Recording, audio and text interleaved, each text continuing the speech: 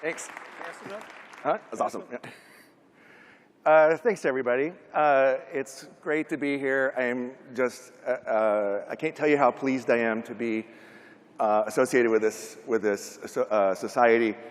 And before we start with the talk today, I get to do something more fun, and that's to present some of the awards for the American Society of Naturalists.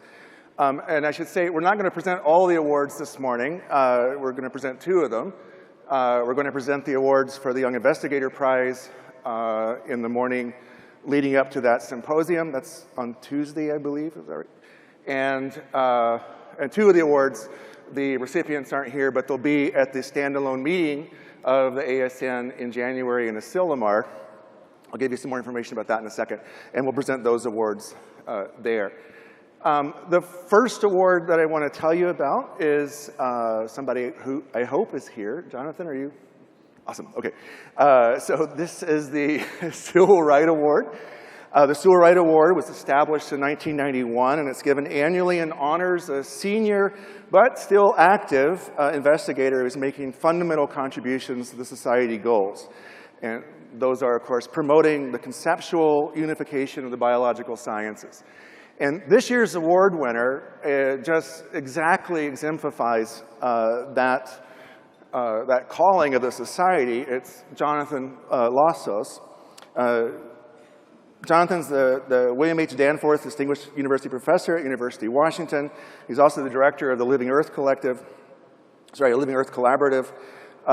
which is a collaboration between Washington University, MOBOT, and the St. Louis Zoo. Jonathan's famous for a lot of things. He's done a lot of amazing things, but in particular, what it exemplifies through all of it is this integrative approach to studying evolutionary diversification. His seminal work has been with anolis lizards. If you've ever talked to Jonathan, you know how deeply he loves these things, and he'll make you realize how awesome they are. This work is both field and lab studies. It includes behavior, ecology, evolution, phylogenetics.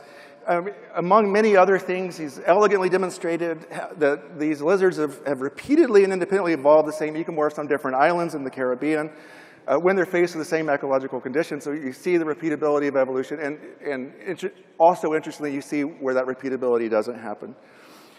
It's a textbook example. I could go on for hours with his the cool stuff that he's done.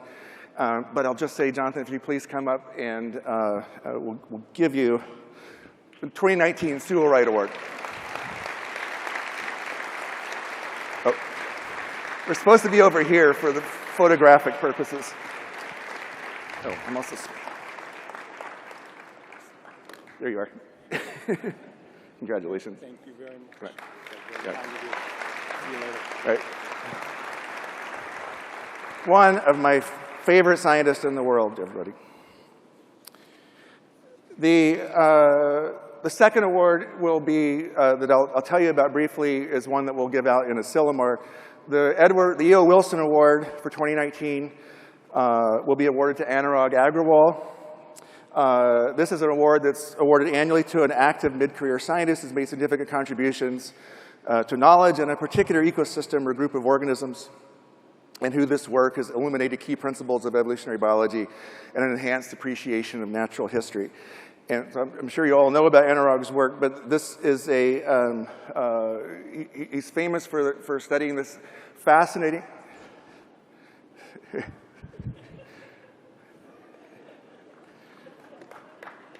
Oh yeah, clap for that. It'll... There we go.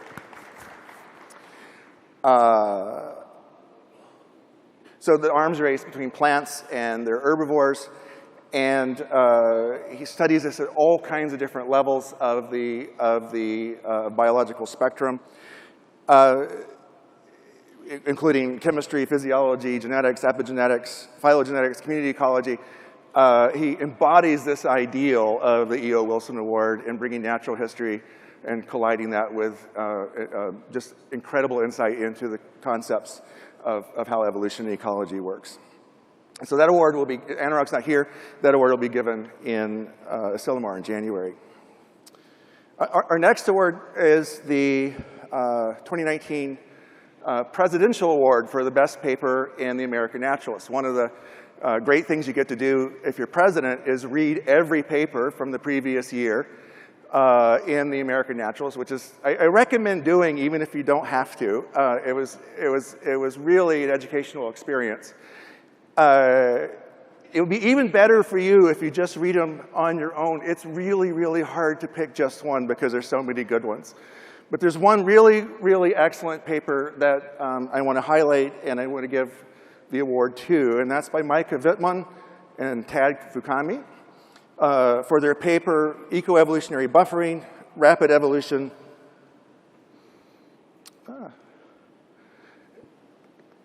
Ecoevolutionary buffering, rapid evolution facilitates regional species coexistence despite local priority effects.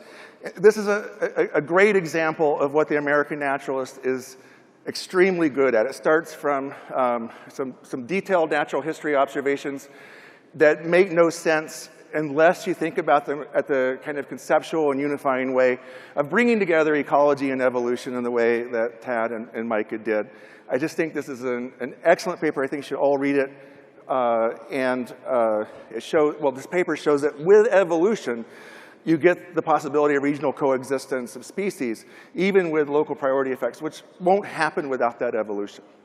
So if Micah and Tad, if you'd come up, I'd like to give you the 2019 Presidential Award for the best paper in AmNat. Make sure I give you the right one. Thank you. Yeah. Thanks very much. Thank you Congratulations. very much. It is. Thanks. All right.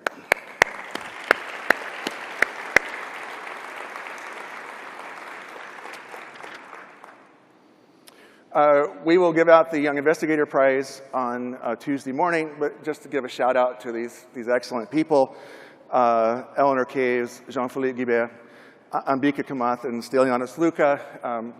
We'll see these guys. Please go to their talks. It's one of the highlights of the meeting every year are the Young Investigator Prize talks.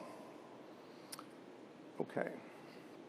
And finally, the American Naturalist gives out now a student paper award. The editors of the journal have chosen this paper by Marta Shockett. Again, Marta will receive her award in Asilomar in January. Okay. And a couple of quick ASN announcements while I'm up here, while I have your attention. The ASN has a graduate council, which is composed entirely of graduate students. One of those students is a voting member of the executive council of the ASN, and they're looking for applicants to be a member of that council. So if you're a graduate student and you'd like to participate in the American Society of Naturalists in an extremely helpful way, please talk to Shengpei Wang.